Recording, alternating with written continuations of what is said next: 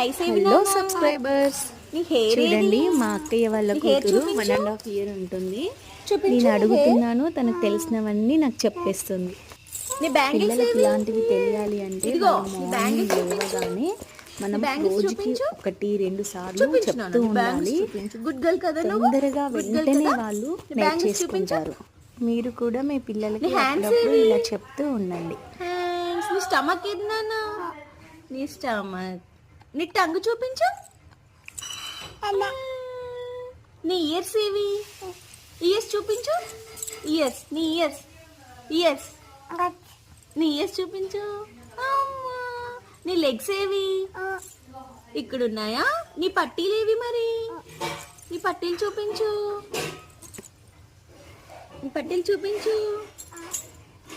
Wow, okay okay. నీ hands ఏవి? Hands చూపించు.